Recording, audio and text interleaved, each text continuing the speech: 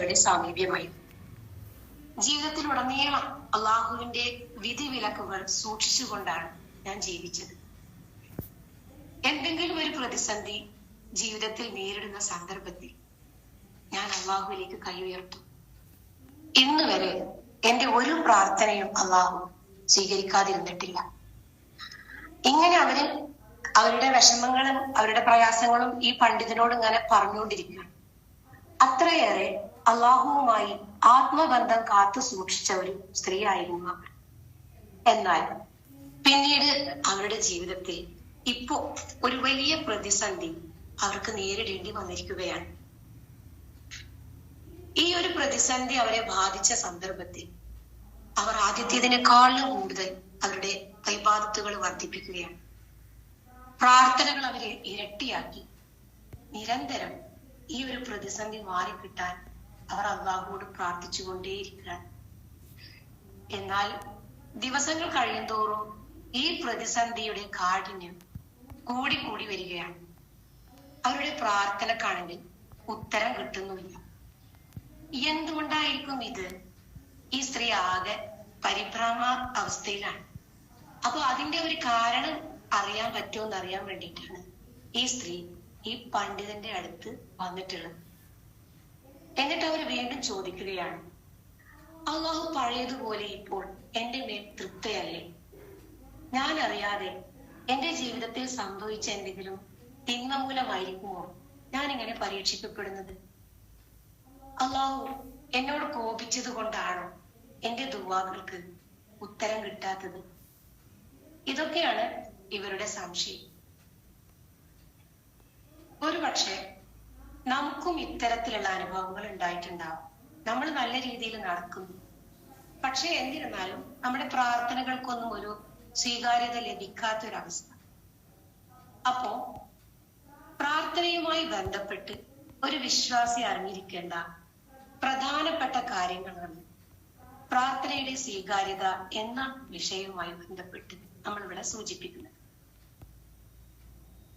നമ്മൾ എല്ലാവരും അള്ളാഹുവോട് പ്രാർത്ഥിക്കാറുണ്ട്. അങ്ങനെ പ്രാർത്ഥിക്കുമ്പോഴൊക്കെ അള്ളാഹു പെട്ടെന്ന് ഉത്തരം നൽകണമെന്ന ആഗ്രഹത്തോടെ തന്നെയാണ് നാം പ്രാർത്ഥിക്കുക. ചിലപ്പോഴൊക്കെ നമുക്ക് അങ്ങനെ നമ്മൾ ആഗ്രഹം പോലെ തന്നെ പെട്ടെന്ന് ഉത്തരം ലഭിക്കുകയും ചെയ്യും. ചിലപ്പോൾ കുറെ കഴിഞ്ഞായിരിക്കും നമ്മുടെ പ്രാർത്ഥനയ്ക്ക് അള്ളാഹു ഉത്തരം നൽകുന്നത്. അങ്ങനെ പെട്ടെന്നെങ്ങാനും ഉത്തരം ലഭിച്ചാല് അള്ളാഹു നമ്മളിലും നമ്മുടെ കർമ്മങ്ങളിലുമൊക്കെ സംതൃപ്തനാണ് എന്നും, മറിച്ചാണെങ്കിൽ അള്ളാഹു നമ്മുടെ മേൽ അത്ര തൃപ്തനല്ല എന്നും നമ്മൾ തെറ്റിദ്ധരിക്കാറുണ്ട്. യഥാർത്ഥത്തിൽ ഒരാളുടെ പ്രാർത്ഥന വേഗത്തിൽ സ്വീകരിക്കപ്പെടുന്നതും വൈകി സ്വീകരിക്കപ്പെടുന്നതും അള്ളാഹുവും അയാളുമായുള്ള ബന്ധം അളക്കാനുള്ള ഒരു മാനദണ്ഡമേ അല്ല. ഇനി അഥവാ എന്തെങ്കിലും ബന്ധം ഉണ്ടെങ്കിൽ തന്നെ അത് നമുക്കറിയാൻ സാധിക്കില്ല. അത് ഗൈബിയായിട്ടുള്ള കാര്യമാണ്. ഇവിടെ നമ്മൾ മനസ്സിലാക്കേണ്ടത് ഇത്ര മാത്രമാണ്. നമ്മുടെ ദുആകൾക്ക് ചില സമയത്ത് അള്ളാഹു പെട്ടെന്ന് ഉത്തരം നൽകും. അതിലായിരിക്കും നമുക്ക് ഖൈർ. ചില സന്ദർഭങ്ങളിൽ അല്പം വൈകിയായിരിക്കും നമുക്ക് ദുആക്ക് ഉത്തരം കിട്ടുക. അതിലായിരിക്കും നമുക്ക് ഖൈർ. എന്നാൽ പൊതുവെ നമ്മൾ മനുഷ്യരെ സംബന്ധിച്ചിടത്തോളം നമ്മൾ കുറച്ച് ധൃതി ഉള്ളവരാണ്. ആ രൂപത്തിലാണ് അള്ളാഹു നമ്മളെ സൃഷ്ടിച്ചിട്ടുള്ളത്. ഖുലിഖൽ ഇൻസാന മിൻ അജ്ൽ എന്നാണ് അള്ളാഹു പറയുന്നത്. മനുഷ്യൻ ധൃതി കൂട്ടുന്നവനായിക്കൊണ്ട് സൃഷ്ടിക്കപ്പെട്ടിരിക്കുന്നു എന്ന്. ഇന്നത്തെ കാലത്ത് എല്ലാം ഫാസ്റ്റാണ്. ഫാസ്റ്റ് ഫുഡ് സംസ്കാരത്തിന്റെ ആളുകളാണ് നമ്മൾ. ഭക്ഷണമായാലും ഇനി മറ്റെന്ത് വസ്തുക്കളായാലും നമ്മളൊന്ന് വിളിച്ചു പറഞ്ഞാൽ മതി, അത് വീട്ടിലെത്തും. അല്പം വൈകിയാലോ നമ്മൾ അവരുടേത് മോശം സർവീസ് ആയിട്ട് വിലയിരുത്തും ചെയ്യും. എന്നാൽ ഈ ഒരു മനോഭാവം നമ്മൾക്ക് പ്രാർത്ഥനയുടെ കാര്യത്തിൽ ഉണ്ടാകാൻ പാടില്ല. ഒരു കാര്യത്തിന് വേണ്ടി നമ്മൾ അള്ളാഹുവോട് പ്രാർത്ഥിച്ചിട്ട് പെട്ടെന്ന് ഉത്തരം ലഭിച്ചിട്ടില്ല എങ്കിൽ ആകെ നിരാശരായി പ്രാർത്ഥന തന്നെ നിർത്തുന്നവരായി നാം മാറരുത്. ഉത്തരം ലഭിക്കുന്നതിനേക്കാൾ ഉപരി ആ പ്രാർത്ഥനക്കാണ് പ്രാധാന്യം. സൂറത്ത് ഫുർഖാനിൽ 77-ാമത്തെ ആയത്തിൽ അള്ളാഹു പറയുന്നുണ്ട്,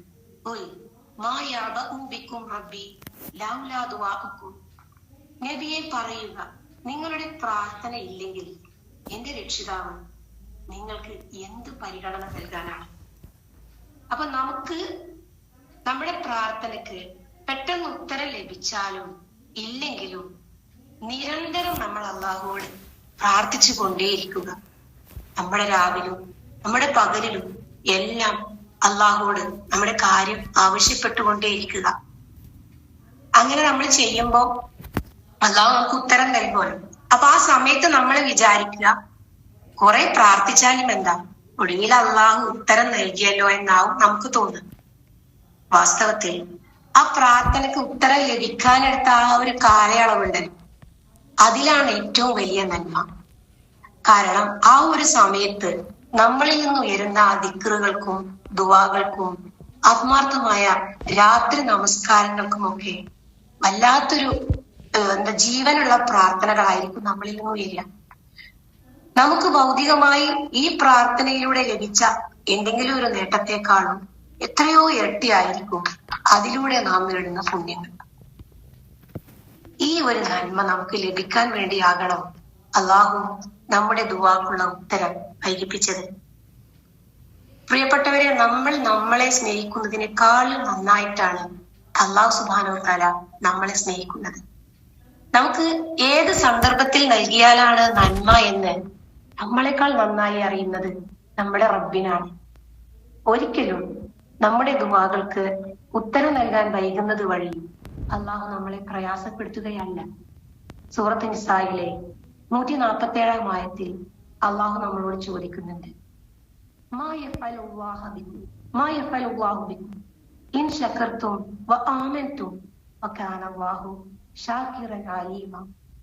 നിങ്ങൾ നന്ദി കാണിക്കുകയും വിശ്വസിക്കുകയും ചെയ്യുന്ന പക്ഷേ നിങ്ങളെ ശിക്ഷിച്ചിട്ട് അള്ളാഹുവിന് എന്ത് കിട്ടാനാണ്? അള്ളാഹു നന്ദിയുള്ളവനും എല്ലാം അറിയുന്നവനുമാണ്. അള്ളാഹുവിന്റെ വല്ലാത്തൊരു ചോദ്യമല്ലേ ഇത്? നമ്മൾ നല്ല രീതിയിൽ നടക്കുന്നു, നമ്മൾ അള്ളാഹുവിന് നന്ദി കാണിക്കുന്നുണ്ട്, നമ്മൾ അള്ളാഹുവിനെ ധിക്കരിച്ച് യാതൊന്നും ചെയ്യുന്നില്ല. അങ്ങനെയുള്ള നമ്മളെ ശിക്ഷിച്ചിട്ട് അള്ളാഹുവിന് എന്ത് കിട്ടാനാണ്? അള്ളാഹുവിലേക്ക് ഉയർത്തിയ കൈകളെ വെറുതെ മടക്കാൻ അള്ളാഹു ലജ്ജിക്കുന്നുണ്ട് എന്നാ പറയുന്നത്.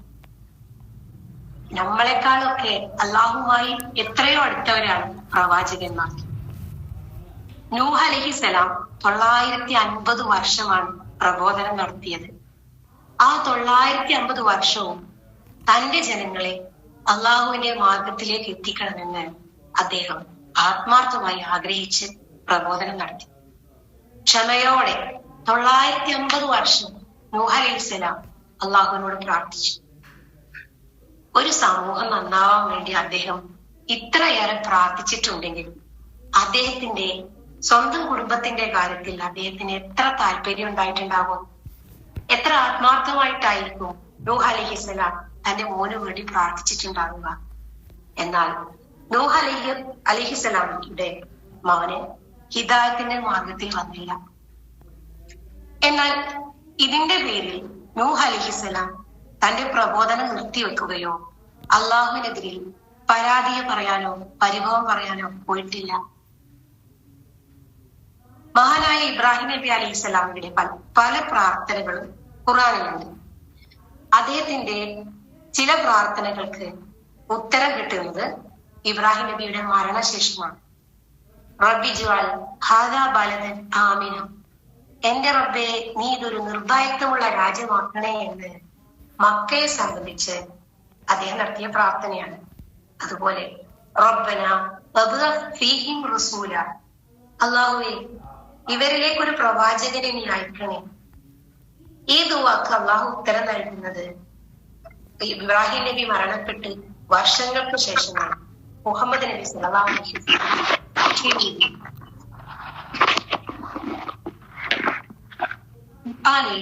മൂസ അലൈഹിസ്സലാമയുടെ ഒരു ചരിത്രമുണ്ട്. അള്ളാഹു മൂസ അലൈഹിസ്സലാമയുടെ ഉമ്മാക്ക് ബോധനം നൽകി, കുട്ടിയെ ഒരു കുട്ടയിലാക്കിയിട്ട് നൈൽ നദിയിൽ ഒഴുക്കാൻ. പക്ഷെ അധികം വൈകാതെ ആ ഉമ്മാക്ക് മൂസ എന്ന് പറയുന്ന കുട്ടിയെ അള്ളാഹു തിരികെ കൊടുക്കുന്നുണ്ട്. ഖുർആനിലെ 2-ാം അധ്യായം സൂറത്ത് ത്വാഹയിലെ 40-ാം വചനത്തിൽ അള്ളാഹു പറയുകയാണ്, അവർ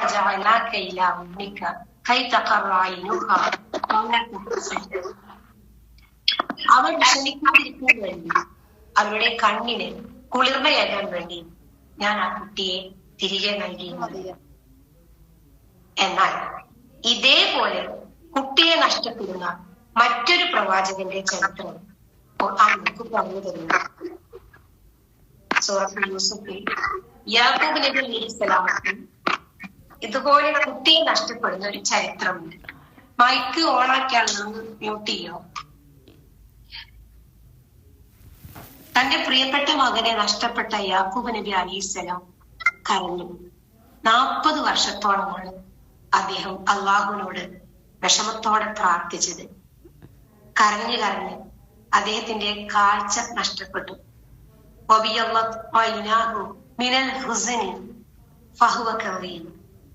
ദുഃഖം മൂലം അദ്ദേഹത്തിന്റെ 2 കണ്ണുകളും വെളുത്തുപോയി എന്നാണ് സൂറത്ത് യൂസുഫിന്റെ 84-ാം ആയത്തിൽ പറയുന്നത്.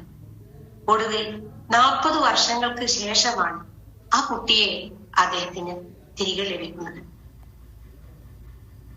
ഇവിടെ റബ്ബേ എന്റെ കുട്ടിയെ തിരിച്ചു നൽകണേ എന്ന പ്രാർത്ഥന മൂസ നബി അലൈഹി സ്വലാത്തു വസ്സലാമയുടെ ഉമ്മയും യാക്കൂബ് നബി അലൈഹി സ്വലാമയും പ്രാർത്ഥിച്ചപ്പോ ഒരാൾക്ക് അള്ളാഹു പെട്ടെന്ന് ഉത്തരം നൽകി, മറ്റൊരാൾക്ക് 40 വർഷത്തിന് ശേഷമാണ്. അപ്പോൾ പ്രാർത്ഥന പെട്ടെന്ന് സ്വീകരിക്കുന്നതിലും വൈകി സ്വീകരിക്കുന്നതിലും എല്ലാം നമുക്കൊരു നന്മയുണ്ടാകും. ആ നന്മ ചിലപ്പോൾ നമുക്ക് ഈ ലോകത്ത് വെച്ച് കാണാൻ സാധിക്കും, ചില സന്ദർഭങ്ങളിൽ അത് കാണാൻ സാധിക്കില്ല. ഇനി ഇതൊന്നുമല്ലെങ്കിൽ നമ്മൾ അനുഭവിക്കുന്ന ഈ പ്രയാസം മറ്റൊരാൾക്ക് നന്മ ചെയ്യാനുള്ള ഒരവസരമായിരിക്കും. ഇത്തരം ഘട്ടങ്ങളിൽ നമ്മൾ ക്ഷമിക്കുകയാണെങ്കിൽ നമുക്കതിന്റെ ഇരട്ടി പ്രതിഫലം മരണാനന്തര ജീവിതത്തിൽ അള്ളാഹു നൽകും. യൂസുഫ് നബി അലൈഹി സ്വലാത്തു വസ്സലാമയുടെ ജീവിതം നോക്കൂ.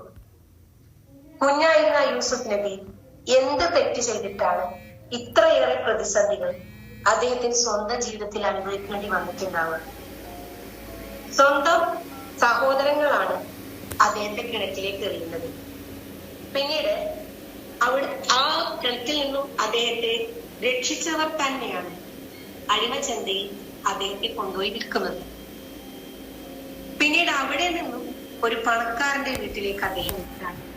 അവിടുത്തെ സ്ത്രീയുടെ ആഗ്രഹത്തിന് നിന്ന് കൊടുക്കാത്തതിനാൽ അദ്ദേഹം ജയിലിലാകുന്നു. ഇങ്ങനെ ഒന്നിനു മീതെ ഒന്നൊന്നായി ഓരോരോ പ്രതിസന്ധികൾ യൂസുഫ് എന്ന ആ ചെറിയ കുട്ടിയുടെ ജീവിതത്തിലേക്ക് കടന്നു വരികയാണ്. എന്ത് ചെയ്തിട്ടാണ് അദ്ദേഹത്തിന് ഇതെല്ലാം അനുഭവിക്കേണ്ടി വന്നത് എന്ന് അന്നറിയില്ല. എന്നാൽ ഇന്ന് യൂസുഫ് നബി അലൈഹി സ്വലാമയുടെ കഥ മുഴുവനായും അറിയുന്ന നമ്മൾക്ക് കൃത്യമായി അതിന്റെ ഉത്തരം കാണാൻ സാധിക്കും. അദ്ദേഹത്തിന്റെ സഹോദരങ്ങൾ കിണറ്റിൽ എറിഞ്ഞത് കൊണ്ടാണ് യൂസുഫ് അലൈഹി സ്വലാമിന് ഈജിപ്തിൽ എത്താൻ കഴിഞ്ഞത്. അങ്ങനെ അദ്ദേഹം ആ ഈജിപ്തിൽ എത്തിയത് കൊണ്ടാണ് അദ്ദേഹം ജയിലിൽ അടക്കപ്പെടുന്നത്. ആ ജയിലിൽ എത്തിയത് കൊണ്ടാണ് രാജാവ് കണ്ട സ്വപ്നം വ്യാഖ്യാനിക്കാൻ യൂസുഫ് അലൈഹി സ്വലാത്തു വസ്സലാമക്ക് കഴിയുന്നത്. ആ സ്വപ്നം വ്യാഖ്യാനിച്ചത് കൊണ്ട് അദ്ദേഹം അവിടുത്തെ ഭക്ഷ്യവകുപ്പ് മന്ത്രിയായി. അങ്ങനെ ആ നാടിന് വരാൻ പോകുന്ന 7 വർഷത്തെ ഭയാനകമായ ക്ഷാമത്തെ എങ്ങനെ കാര്യക്ഷമമായി പ്രതിരോധിക്കാം എന്ന് രാജാവിന് പറഞ്ഞു കൊടുക്കാൻ അദ്ദേഹത്തിന് സാധിച്ചു. കൃത്യമായ ആസൂത്രണത്തിലൂടെ രാജ്യത്തെ ആ ക്ഷാമത്തിൽ നിന്നും രക്ഷിക്കാൻ അങ്ങനെ അവർക്ക് കഴിയാണ്. അപ്പോ യൂസുഫ് നബി അലൈഹിസ്സലാം ഈ പ്രതിസന്ധികളിലൂടെ എല്ലാം കടന്നുപോയത് കൊണ്ടാണ് ഇത്രയും വലിയൊരു നന്മ ചെയ്യാൻ അദ്ദേഹത്തിന് സാധിച്ചത്. യാക്കൂബ് അലൈഹിസ്സലാം എന്ന ഉപ്പയുടെയും യൂസുഫ് അലൈഹിസ്സലാം എന്ന മോന്റെയും പ്രയാസങ്ങൾ ആ നാട്ടിൽ വലിയൊരു നന്മക്ക് കാരണമാവുകയാണ്. അതിനാണ് 40 വർഷത്തോളം ആ പിതാവിന്റെ പ്രാർത്ഥനയ്ക്ക് ഉത്തരം നൽകാതെ അള്ളാഹു നീട്ടിവെച്ചത്. ഇതുപോലെ നമ്മുടെ ജീവിതത്തിലെ പ്രശ്നങ്ങൾക്കും പ്രതിസന്ധികൾക്കും ഉത്തരം നൽകാൻ അള്ളാഹു വൈകിപ്പിക്കുന്നുണ്ടെങ്കിൽ അത് അവന് നമ്മളോട് ഇഷ്ടക്കുറവുണ്ടായിട്ടല്ല. മുഹമ്മദ് നബി സല്ലല്ലാഹു അലൈഹി വസല്ലം ഒക്കെ കുറെ കാലത്തിന് വഹിയൊന്നും വരാതിരുന്നപ്പോ മുശ്രിക്കുകളൊക്കെ കളിയാക്കാൻ തുടങ്ങി. പിന്നെ മുഹമ്മദിന്റെ അള്ളാഹു കൈവിട്ടു എന്നൊക്കെ പറഞ്ഞിട്ട്. അപ്പോഴാണ് സൂറത്തുൽ ദുഹായിലൂടെ അള്ളാഹു റസൂലിനെ സമാധാനിപ്പിക്കുന്ന വചനങ്ങൾ ഇറക്കി കൊടുത്തത്.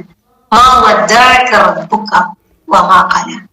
നബിയെ, താങ്കളുടെ റബ്ബ് താങ്കളെ കൈവിട്ട് കളഞ്ഞിട്ടില്ല, താങ്കളോട് ദേഷ്യം കാണിച്ചിട്ടുമില്ല എന്ന് അള്ളാഹുന്റെ റസൂലിനെ വിളിച്ച് അള്ളാഹു സമാധാനിപ്പിക്കുന്ന ഈ വരികൾ സൂറത്തുൽ ദുഹായിൽ നമ്മൾ എന്നും വായിക്കുന്നവരാണ്. നമ്മൾ തുടക്കത്തിൽ പറഞ്ഞ ആ സ്ത്രീയുടെ സംശയത്തിനുള്ള മറുപടി പരിശുദ്ധ ഖുർആനിലെ സമാനമായ ഒരു ചരിത്ര സംഭവമാണ്. ഖുർആനിലെ 3-ാം അധ്യായം ആലി ഇമ്രാനിൽ മറിയം ബീവിയുടെ ചരിത്രം കാണാം. മറിയം ബീവിയുടെ ഉമ്മ ഒരാൺകുട്ടിക്ക് വേണ്ടി പ്രാർത്ഥിക്കുകയാണ്. എന്നിട്ട് തന്റെ കുട്ടിയെ അള്ളാഹുവിന്റെ മാർഗത്തിൽ അയക്കാമെന്നവര് നേർച്ച നേരാണ്. പക്ഷേ പ്രസവിച്ചപ്പോഴാണ് അവർക്ക് മനസ്സിലാകുന്നത് വയറ്റിലുണ്ടായിരുന്നത് പെൺകുഞ്ഞാണ്. എന്നാലും അവര് മുൻകൂട്ടി നേർച്ചയാക്കിയ പ്രകാരം ആ കുട്ടിയെ പള്ളിയിലേക്ക് ഏൽപ്പിക്കുകയാണ്. അങ്ങനെ മറിയം ബീവി പള്ളിയിൽ അള്ളാഹുവിനോടുള്ള പ്രാർത്ഥനയിലും ദിക്റിലും ഒഴുകിക്കഴിഞ്ഞു. അവരുടെ സംരക്ഷണ ചുമതല ജക്കരിയ അലൈഹിസ്സലാമിലായിരുന്നു. ജക്കരിയ അലൈഹിസ്സലാം മറിയം ബീവിയുടെ അടുത്ത് ചെല്ലുമ്പോഴെല്ലാം അവിടെ എന്തെങ്കിലും തരത്തിലുള്ള ആഹാരങ്ങൾ, പഴവർഗ്ഗങ്ങളൊക്കെ കാണും. ആ നാട്ടില് ആ കാലത്ത് ആ സീസണിൽ കിട്ടാത്ത തരത്തിലുള്ള പഴവർഗ്ഗങ്ങളൊക്കെ അവിടെ കാണും. അപ്പോ സക്കരിയ നബി ചോദിക്കുന്നതായി ആലി ഇമ്രാനിലെ 37-ാം വചനത്തിൽ കാണാം. അന്നാലിക്ക് ഹാദ, മറിയമേ, നിനക്കിത് എവിടെ നിന്നും കിട്ടിയതാണ്? അപ്പോൾ മറിയം ബീവിയുടെ മറുപടി ഖാലത്ത് ഹുവ മിൻ ഇൻദില്ലാഹ്, ഇതെനിക്ക് അള്ളാഹുവിൽ നിന്ന് ലഭിക്കുന്നതാണ് എന്നായിരുന്നു. അതായത് തനിക്ക് വേണ്ട ഭക്ഷണം പോലും അള്ളാഹു നേരിട്ട് നൽകുവാണ്. അത്രയേറെ അള്ളാഹുവിന്റെ സാമീപ്യം ലഭിച്ച ഒരു മഹത് വ്യക്തിത്വമായിരുന്നു മറിയം. ഭക്ഷണം എന്ന അടിസ്ഥാന ആവശ്യത്തിന് പോലും അവർക്ക് പള്ളിക്ക് പുറത്തേക്ക് പോകേണ്ടി വന്നില്ല. അത്രയേറെ അള്ളാഹു അവരെ സഹായിച്ചു. എന്നാൽ പിന്നീട് മറിയം ബീവിയുടെ ജീവിതത്തിലേക്ക് വരുന്ന പ്രതിസന്ധി വളരെ വലുതാണ്. ഒരു മലക്ക് മനുഷ്യരൂപത്തിൽ അവരുടെ അടുത്തേക്ക് വന്നിട്ട് അവർ ഗർഭിണിയാകാൻ പോകുന്നു എന്ന വാർത്തയാണ് അറിയിക്കുന്നത്. ആ സമയത്ത് മറിയം ബീവി അത്ഭുതത്തോടെ ചോദിക്കുന്നുണ്ട്, അന്നാ യകൂനു ലീ ഗുലാം വലം യംസസ്നി ബശർ വലം അകു ബഗിയ, എനിക്കെങ്ങനെയാണ് ഒരു കുട്ടി ഉണ്ടാവുക? എന്നെ ഇന്നേ വരെ ഒരു പുരുഷൻ സ്പർശിച്ചിട്ടില്ല, ഞാനൊരു ദുർനടപടിക്കാരിയായ സ്ത്രീയുമല്ലല്ലോ. അപ്പോൾ അവർക്ക് കിട്ടിയ മറുപടി ഖാല കദാലികി ഖാല റബ്ബുകി, ഇത് നിന്റെ രക്ഷിതാവിന്റെ നിശ്ചയമാണ്. അതായത് ഈ ഒരു പ്രതിസന്ധി നിങ്ങളുടെ ജീവിതത്തിൽ വരും എന്നത് അള്ളാഹുവിന്റെ നിശ്ചയമാണ്, അതുകൊണ്ട് നേരിട്ടേ തീരും. എന്നാൽ ഇതെങ്ങനെ നേരിടുമെന്ന് അവർക്ക് യാതൊരു ധാരണയും ഉണ്ടായിരുന്നില്ല. ആ സമൂഹത്തിൽ അത്രയേറെ നല്ല പേരും വ്യക്തിത്വവുമുള്ള സ്ത്രീ ആയിരുന്നു മറിയം ബീവി. ആ സമൂഹത്തിനിടയിലേക്കാണ് പിതാവ് ആരാണെന്നറിയാത്ത ഒരു പിഞ്ചു പൈതലുമായിട്ട് കടന്നു ചെല്ലേണ്ടത്. അങ്ങനെ ചെന്നാൽ ആ സമൂഹത്തിൽ ഉണ്ടാകാൻ പോകുന്ന അതിന്റെ അനന്തര ഫലങ്ങൾ കൃത്യമായി മറിയം ബീവിക്ക് അറിയാമായിരുന്നു. ആ കുട്ടിയുമായി മറിയം ബീവി തന്റെ സമൂഹത്തിൽ ഇറങ്ങിയപ്പോൾ അവിടെയുള്ള ആളുകൾ ചോദിക്കുന്നത് ഖുർആന്റെ 19-ാം അധ്യായത്തിലെ 28-ാം ആയത്തിലുണ്ട്. യാ ഉഖ്ത ഹാറൂൻ മാ കാന അബൂകി ഇംറഅ സൂഇൻ വമാ കാന ഉമ്മുകി ബഗിയ. ഹാറൂന്റെ സഹോദരി, നിന്റെ പിതാവ് ഒരു ചീത്ത മനുഷ്യനായിരുന്നില്ലല്ലോ, നിന്റെ മാതാവ് ഒരു ദുർനടപടിക്കാരിയും ആയിരുന്നില്ല. പിന്നീട് നീ എങ്ങനെയാണ് ഈ രൂപത്തിൽ അകപ്പതിച്ചത്? നേർക്ക് നേരെ സ്വന്തം ചാരിത്രത്തെ ചോദ്യം ചെയ്യുന്ന ഒരു അവസ്ഥ. ഒരു നല്ല സ്ത്രീയെ സംബന്ധിച്ചിടത്തോളം അവർ അവരുടെ ജീവനേക്കാളേറെ സ്വന്തം അഭിമാനത്തിന് വില കൽപ്പിക്കുന്നവരാണ്. ഇങ്ങനെ ഒരു വലിയ പ്രതിസന്ധിയെ താൻ അഭിമുഖീകരിക്കേണ്ടി വരുമെന്ന കൃത്യമായ ധാരണ മറിയം ബീവിക്കുണ്ടായിരുന്നു. അവർ പറയുന്ന ഒരു വാക്ക് ഖുർആനിലെ 19-ാം അധ്യായം സൂറത്ത് മറിയമിന്റെ 22-ാം ആയത്തിൽ ഖാലത്ത് യാ ലൈതനി മിത്തു